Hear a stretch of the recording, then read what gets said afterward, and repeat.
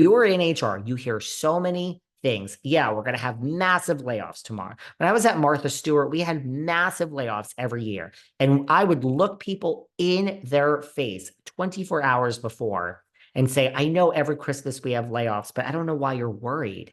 There's no layoffs this year. And then very much the next day, we already had our list made weeks ago. That list changed right up to the end. Oh, take off Susan. She just did something good last week. To add this one, oh my God, it's 9 a.m. We're about to let everyone go. You want to talk about a reality show? Talk about working at Martha Stewart. I mean, I would look and guess what? Hey, Susie, I looked you right in the eye yesterday because I mean, I'm in charge of like recruiting and hiring and here HR. And I mean, this is my job. And yeah, I know I told not only are we having layoffs, girl, you're on the list. So we're cleaning out your desk, right? I know I lied to you. I'm sorry. Get the hell out. So you hear and see everything when you're in HR. Your company is sued for the craziest shit. And I just think that has shaped how I view the world of how corporations work. This is not delayed because yeah, it's making money. So there's a reason for the delay. And I don't care how it's spun. Someone the other day said, oh, the election is in November. Oh, yeah. Bravo wouldn't care if, Biden and Trump both ran on the same ticket and became co-presidents for the first time in history. They don't care if the whole world votes for Trump or the whole world votes for Biden. They don't give a fuck about the election. This thing is making money. So that is the stupidest thing I have ever heard because they don't give a fuck about anything else except making money. Now, why do I think it's delayed? Well, I mean, I think the obvious reason, the lawsuits. We got to get into that further. There's some subcategories of the lawsuits. You know, part of me says, well, at BravoCon in the big panels, each panel does anyone have questions? And you guys run. People go to the left and people go to the right.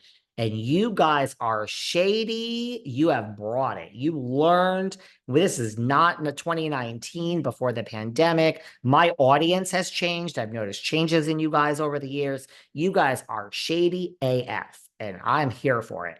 I mean, you guys line up and in New Jersey, you look right at Melissa Gorga and say, how are you going to last right in her face? How are you going to last on the show? Not speaking to Teresa, it's Queen Teresa.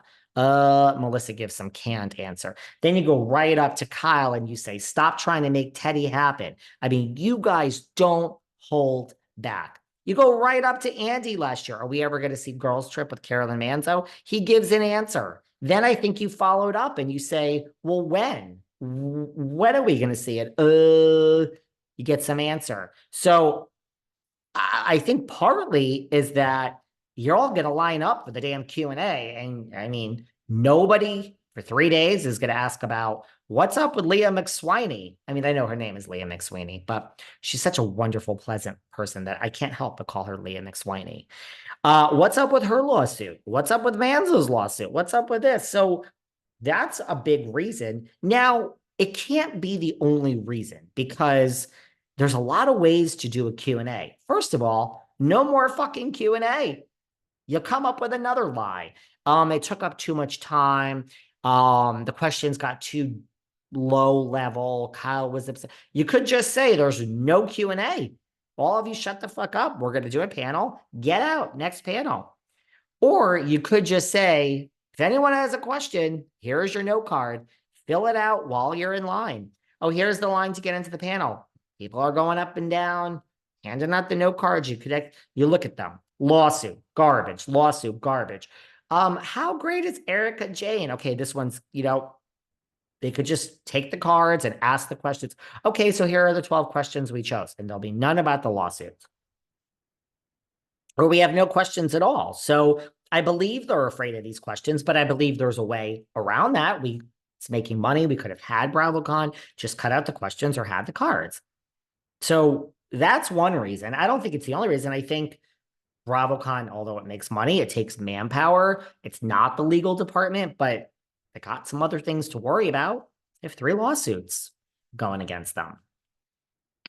Next, I feel, Andy is a huge part of BravoCon, and I have nothing against anyone, really.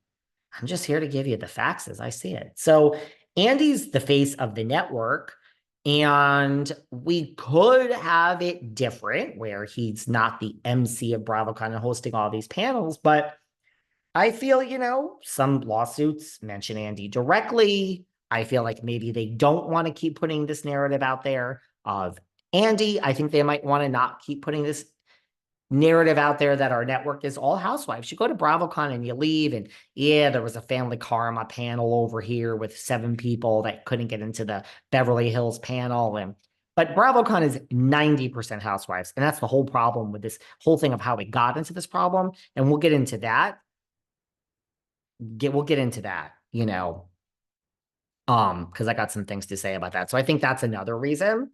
Also, Mark Garagos keeps saying this is only the beginning. Now, he's not involved with Leah. He's not involved with Carolyn Manzo, but he is the one that spoke out on behalf of Brandi Glanville, although she has not sued. He's the one who spoke out on behalf of Bethany Frankel. Let's not forget Raquel Leviss has sued. I mean, yes, Tom and Ariana. And also, let's not forget Faith has now sued. So Mark keeps saying there's going to be more lawsuits. I know Leah's lawyer. Leah's lawyer dated Barbara Kavovit. Do you guys, Barbara K was just on our show? I mean, am I revealing something I shouldn't? I don't know. It's too late now. But he's an animal, this guy. And I mean that in the best way possible. So regardless of Garagos, there's other lawyers involved. And I mean, are there going to be more lawsuits? So we know what we have now and what we're working with and what we're dealing with. You mean to tell me if a lawyer is about to sue on, October 3rd, that they're not going to delay the lawsuit until 3 days before BravoCon for a big splash? Of course they will. So we don't know what's behind door number 2. Will Bravo survive these lawsuits? Probably, but what is behind door number 2? When you're sued, when this and that, it's the unknown, right? And we don't know. The other thing is what's going on with Leah's lawsuit and Manzo's, and the amount of things which are going to happen in each of these lawsuits between now and November is astronomical. There's going to be changes every day, every other week. So this could get ugly. I know. Lisa Shannon has just spoken out that Caroline, I mean, here's the thing about lawsuits. There's red herrings. There's bad facts in every lawsuit, but you need to apply the facts to the letter of the law. So it's kind of like if you kill 2 people and then you're like, but they made me really mad. Like, I don't know if that fact matters. There's 2 dead people. So chances are you're going away for life for murder. So I have not sat here and dived into and read every word. And so I'm a lawyer that doesn't practice. I also am not going to go so far as to make a statement. But, I'm not sure it matters that Carolyn Manzo woke up and told Lisa Shannon and the production company, Shed Media, I feel, or whatever they said, I feel, whatever the words were, I feel bothered by Brandi, but she never said she was harassed or whatever. I mean, this is all semantics, and the fact that they said you feel safe, are you okay? I still think there's some degree of negligence in there. I'm still not convinced. Yeah, the more facts like that, I mean, that's like someone that has been raped and